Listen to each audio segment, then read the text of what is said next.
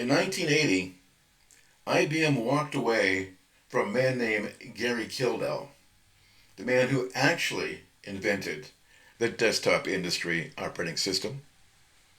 And they handed the future to a company that didn't even really exist yet, didn't even have an operating system. But it went with them instead. That company was Microsoft. This video today talks about how IBM created Microsoft by dumping Gary Kildall. So we're going to talk about the mythology behind the company that got created and the company that got destroyed by IBM. My purpose in telling this story today is part of a series on IBM, talking about how IBM creates Microsoft by dumping Gary Kildall.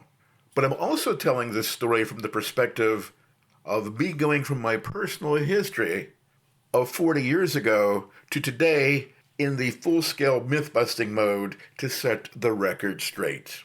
In the early 1980s, I was a newcomer to the microcomputer field, as was Microsoft. And at the time, nobody I was working with was talking about digital research getting pushed aside. The whole IBM dumping Gary Kildall saga really didn't hit me till a few years later when Novell bought digital research in 1991, and I began to understand the saga of Gary Kildall. Only then did the pieces start to snap together for me, that the operating system I cut my teeth on, the company behind it, and the man whose contributions were being overshadowed by a myth. And then I started digging, and it became clear to me that the story everybody was repeating wasn't just oversimplified, it was wrong.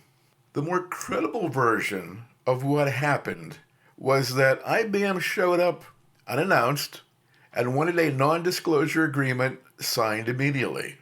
Dorothy Kildall, Gary's wife and business partner, refused to sign the non-disclosure agreement as it was written because they found it too restrictive. Gary was not off joyriding. He was on a pre-planned business flight to meet with clients and returned later that day. The stories make it sound like, Gary went to fly his plane just for the fun of it. But Gary lived along the California coast, and using his plane to visit clients to deliver software was part of a routine activity that he did on a regular basis, not something he did on a whim just for fun. Later that day, Gary returned. He wasn't absent, but IBM wanted CPM for a price and licensing structure that digital research wasn't comfortable with doing at exactly that point. They didn't feel like it was something that should have been done, could have been done on a whim, on a spur of the moment. But IBM, they thought otherwise. They said, hey, you're not willing to sign this non-disclosure agreement today? We'll go elsewhere. And they did.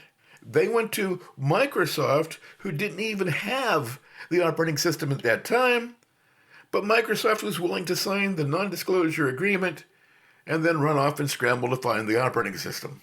The he went flying myth stuck because it's a better story, a cooler story than, hey, contract negotiations got complicated.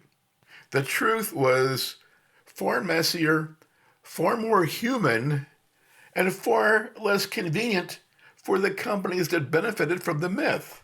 But as mythology goes, the lies often spread faster than the truth.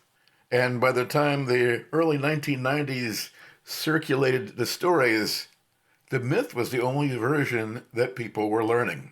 And that's when my myth-busting career started, as I realized something important. The story of the IBM PC wasn't just a story about technology. It was a story about narrative control, and who gets to tell the story, and who gets the credit, and who gets quietly erased when the industry decides to move on. The more I learned, the more I realized the IBM PC era looked less like a clean victory for Microsoft and more like a turning point built on misunderstandings, corporate pressure, and a myth that was easier to repeat than it was to question. And that's why I'm here. And that's where the myth-busting begins. The myth was a cleaner, easier to tell story. It made for a better story.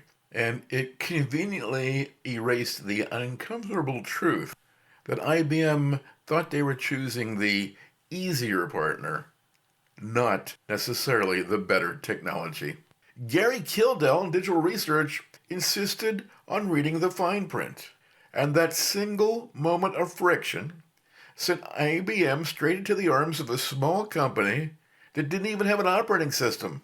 By rejecting Gary Kildall, IBM just didn't choose a different vendor. They set into motion the rise of Microsoft. In the history of IBM and our story that we tell today, this basically shows that IBM created Microsoft by dumping Gary Kildall. That's the middle chapter of this story, the hinge point where one decision reshaped the industry. Sitting back and reflecting on this story many years later, it's an ironic punchline.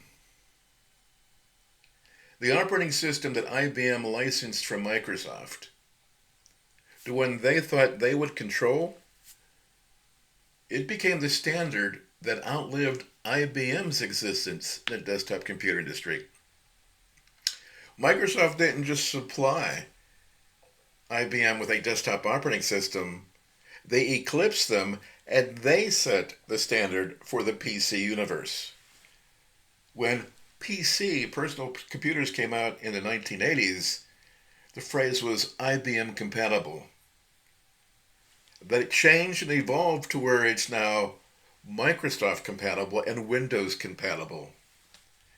In the end, IBM just didn't reject Gary Kildall, but in trying to avoid digital research, they created their rival, the company that they empowered to become the leader in desktop computing and eventually dominate the, quote, PC world of computing.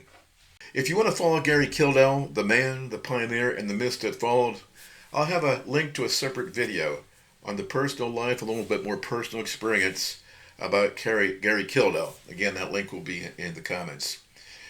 This video was more about the story of IBM and the evolution of IBM in the computer industry. This is chapter 2 of 3, where I talk about IBM and their myths, their legends, and the crazy things that they did. I hope you enjoyed it. I hope maybe you learned something. And I hope you give us a like and subscribe and join us for more videos in the future about the forgotten geeks whose stories deserve to be told.